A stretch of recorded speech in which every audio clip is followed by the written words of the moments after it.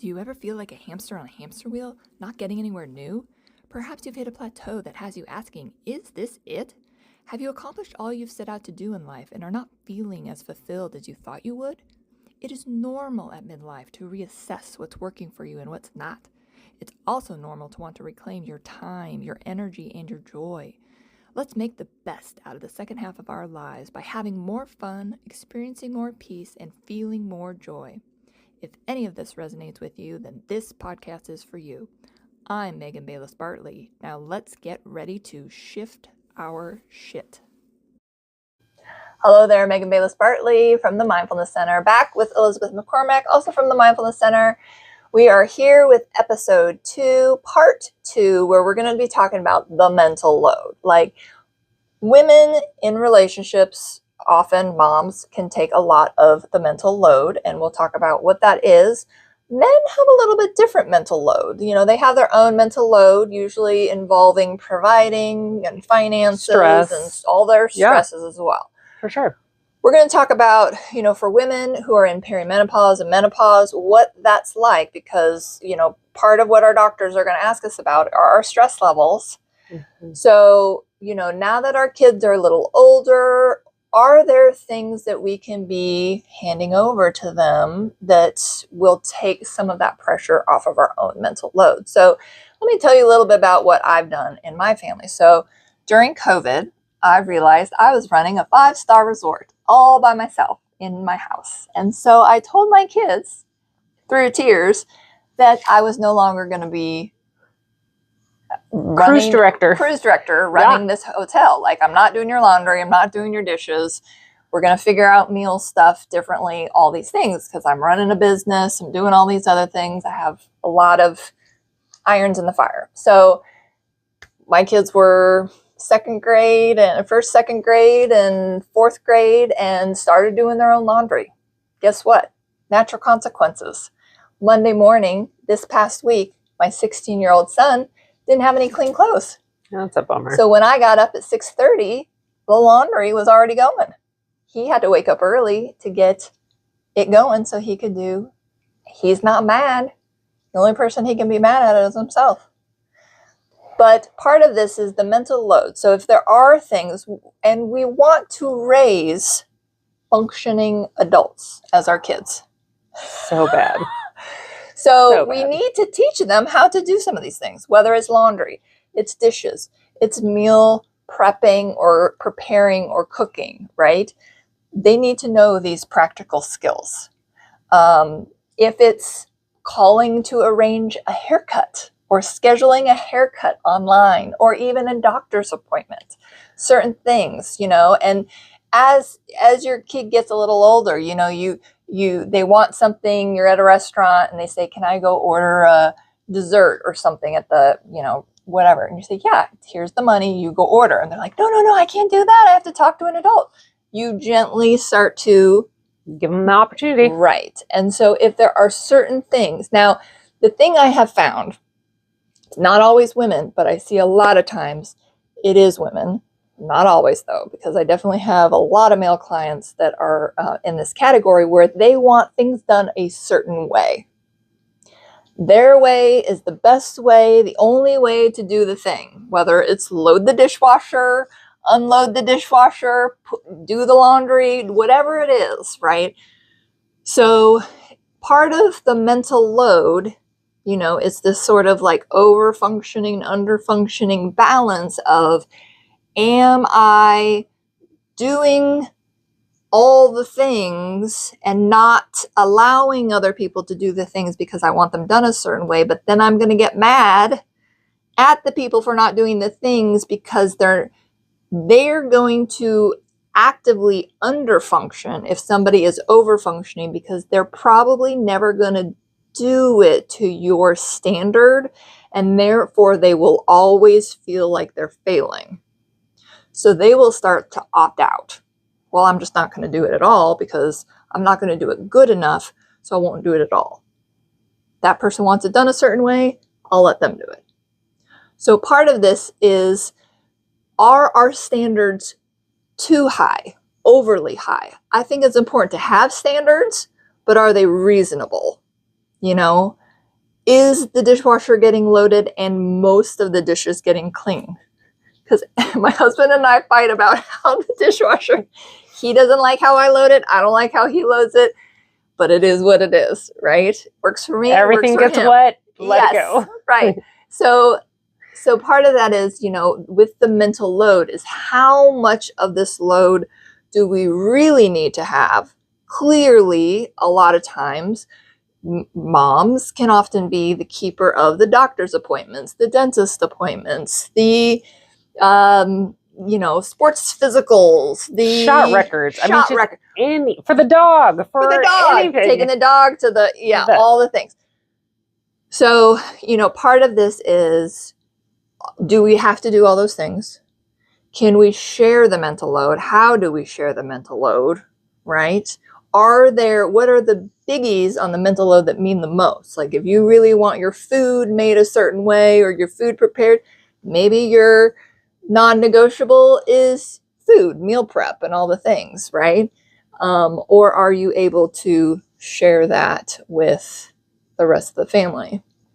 Thoughts? So I think we have done several different things. Is that we're parenting differently than we were parented. Yes. As a kid, I was a free-range chicken. I was doing all the things on my own, making dinner, never a thought about, can I do it or not do it? It was just, this is how it's getting done. Yep. My kids have taken an interest in cooking, one more than the other, which is fine. That's all kind of individually based.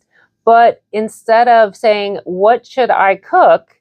We've taught or we've worked on, okay, what do we have? Yes. How to evaluate what's in the kitchen and come up with a meal. Yep. That's one. Or do meal planning and stick to it. Yes. And not only that, go to the refrigerator and assess what needs to be purchased from Costco is our favorite place to go these days and buy all the things we need forever. Yes. In the end of time.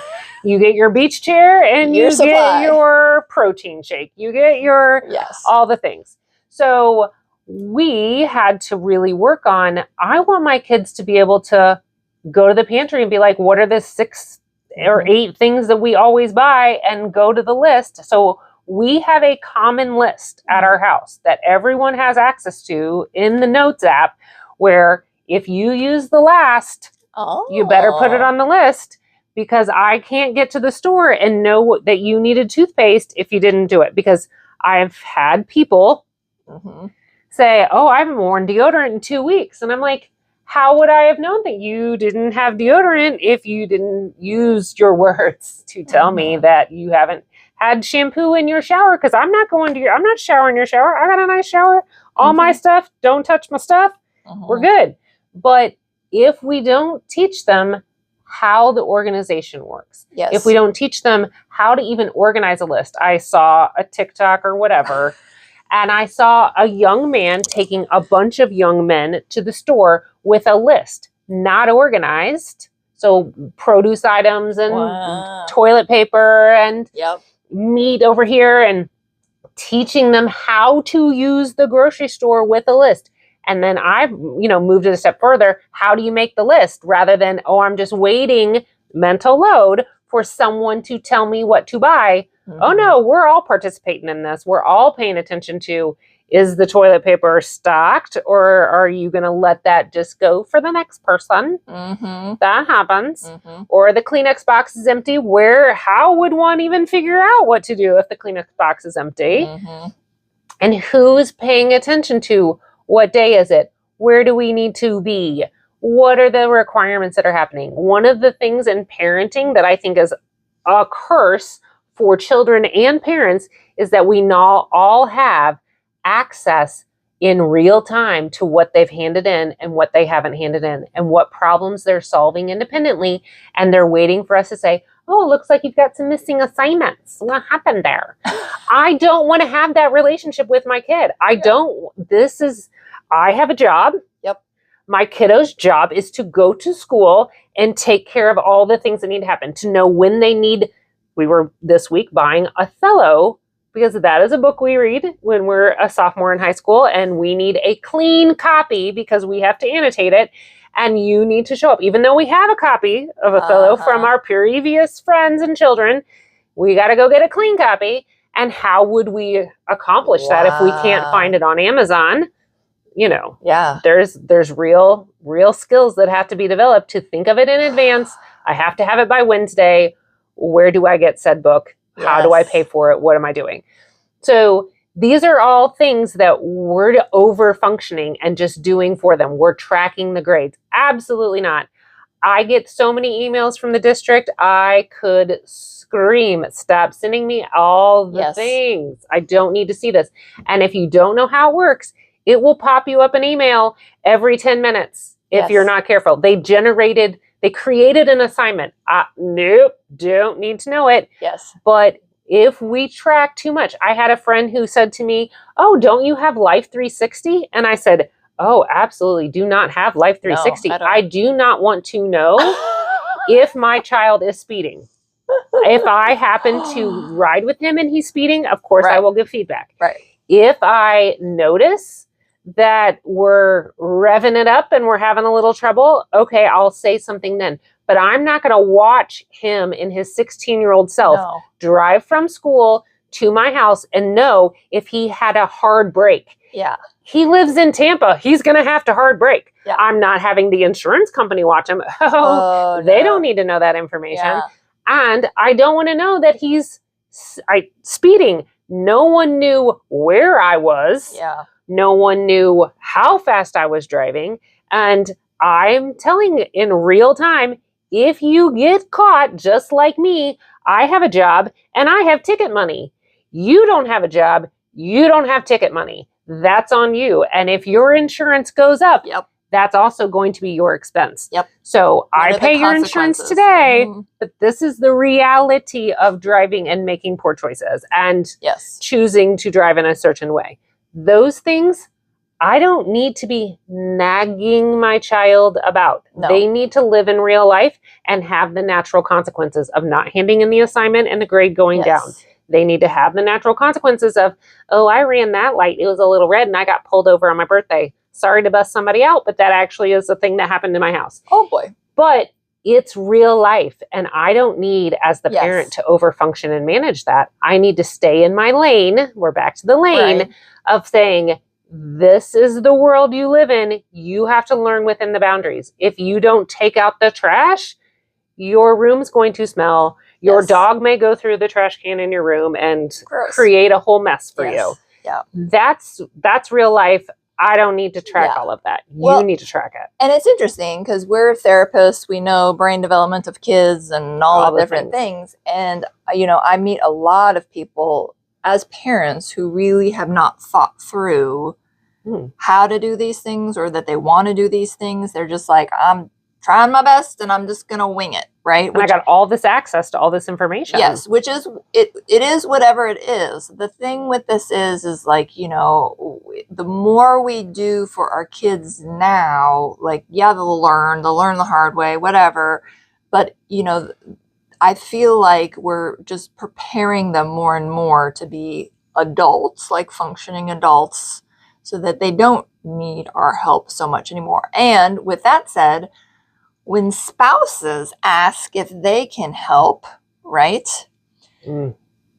Part of this is, you know, that again is mental load that the partner who has this high mental load of like, it's not my job to tell you what to do. Although if I am an overfunctioner and I've been doing all these things, there might be things I want to offload my mental load and that it'll be their mental load. So something we've done in our household is my husband is in charge of all the school stuff.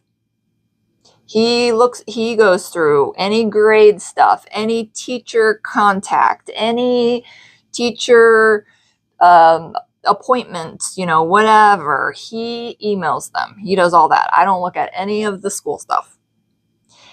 If our kid signs up for an extracurricular activity, a sport, anything, my husband handles all that.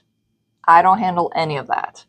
So part of this is, what's the lane? You know, I'll do certain lanes, you do certain lanes, you know, to me, that feels better for our mental load because he works from home and sits in front of a computer all day. So he can send emails whenever he can, you know? So part of this is, how do you divide and conquer? Because parenting, while is a full-time job, it's a full-time job for both parents.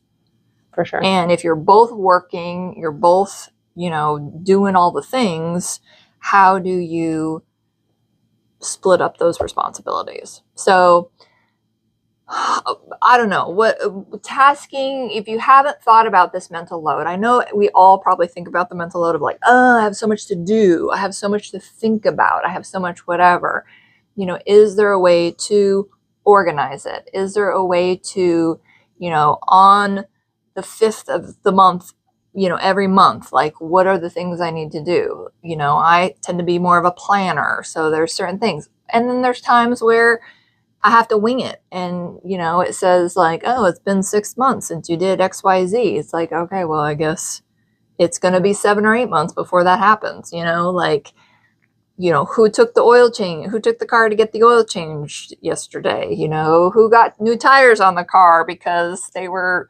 starting to, you know, look scary.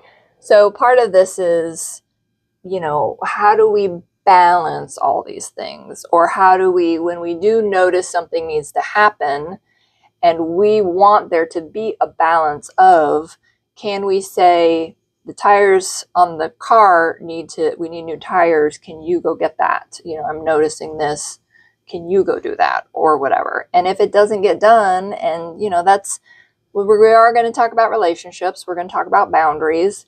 And this is one of those conversations about boundaries, especially in your 40s. You know, I call it the fuck it 40s, where you're sort of like, fuck it, I'm not going to do this stuff, all the stuff all the time anymore. So what are you willing to keep, wanting to keep? What are you willing to give away? What are you going to ask your kids to help you with, like me, over spring break? You know, they're going to want to eat. We're not going anywhere, so I'm going to give them a little bit of a budget to eat out. And then I'm going to give them a little budget to go buy frozen pizzas or whatever at the grocery. Yeah. And they'll have to feed themselves. And you know what? They're probably not going to die. They're not going to bleed to death, and they're not going to end up in the hospital. Those are my 3 biggies of like, is this something I really need to be anxious about? Because anxiety is really the fear of something. The fear of something that hasn't happened yet. Oh, they're going to be malnourished. Nope. No, they're not. Oh, they're going to be, you know, hangry. Maybe. We've got plenty of snacks and protein bars in the in the house that they can eat, bananas, whatever. They won't starve. You know, like, what are those things that, you know, we can kind of let go of that are going to be uncomfortable? I don't know what they're going to eat. They might eat protein bars all week. They might eat protein bars all week. They might eat cereal all week. They might eat bananas all week. And you know what? They're not going to die. They're not. But I think we also have to kind of talk about the origin of this. When you initially, as parents, we have a kid, we're, as the women, tend to be responsible for nourishing the child, being in charge of the child.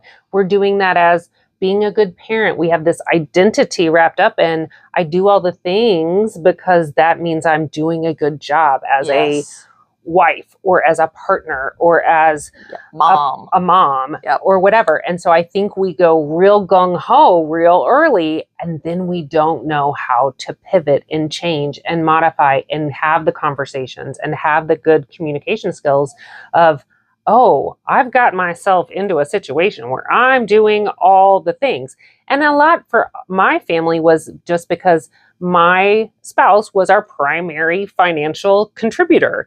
And so there was a certain amount of balance of, I worked less, and we made that arrangement that was how we were going to break up the life of a family, right? And that meant I picked up more of the stuff that needed to happen around the house, or I had more of an opinion about it. My spouse was not the cleanest, put all of your stuff away guy when we got together. He now appreciates the cleanliness of our home, but it did take us a little bit of a transition initially when we got married of like, I like the dishes to be done at night. The house I grew up in, really had the kitchen clean before we went to bed and that kind of stuff. Those are the standards I came in with. He came in with his standards, and I don't know how much of that he did or didn't take responsibility from his mother in the mental load. I have no idea. Not my business. But it is playing out then in what we're doing in the household we have created together. And I had to pull back as I work more, and he's still working full time and I'm working full time, and the kids have more things that they have on their plates and that they're responsible for. It's all a constant transition. And so it needs to be a continual conversation rather than you take care of the stuff outside the house, I take care of the stuff inside the house. And it's like, is that fair? Is that even? I don't know. You've got to evaluate what works for your individual family. What are the skill sets that you each bring? Who's the organizer? Okay, that's the person that probably should pay the bills because they're organized. Like those are real conversations you have to have about who does those things better. Not trying to make it a shame, blame, or anything like that, but to use your skill sets wisely, not become overburdened, to continually communicate about what you're doing and who's doing it. And if you have a spouse who's like, oh, we're going to have this conversation again. You know, part of this is about, you know, one, they might not really want to do the stuff, and so they don't want to hear about it. Guess what? Tough shit. Like, this is where you get real and you say, this is meaningful to me, and I need you to take this seriously because it is meaningful to me. And, you know, I take your sports ball watching on the weekends that you need those 4 hours or whatever to watch the sports ball. You know, I take that seriously, so I need you to listen to this and take this seriously, you know, or whatever the thing is that, you know, please don't dismiss me. You know, you can say those things. That is important for you to say those things. You know, you want to be heard. And when someone is trying not to hear you, that will work for them because then they won't have to do the things. And you might say like, oh, it's just easier. I don't want to start a fight. I don't want to whatever. Sometimes you're going to have some conflict, and sometimes that conflict, you have to resolve the conflict and move through it to get to the other side of it. And so that's often kind of probably why we don't have these conversations. We're avoiding the feelings. Frequently. Oh yeah, avoiding the feelings. We're going to make friends with the discomfort of having those conversations. And we're going to maybe ask the spouse to say like, I need you to be uncomfortable for a little bit about this. This is going to be, you know, I need you to understand what I'm needing as well. So we wish you luck in these conversations with the mental load. If there's anything we can do to answer any questions, or if you have any thoughts or other topics come up on this, we definitely want to hear from you. So please let us know. We'll see you back for episode 3 in a little bit.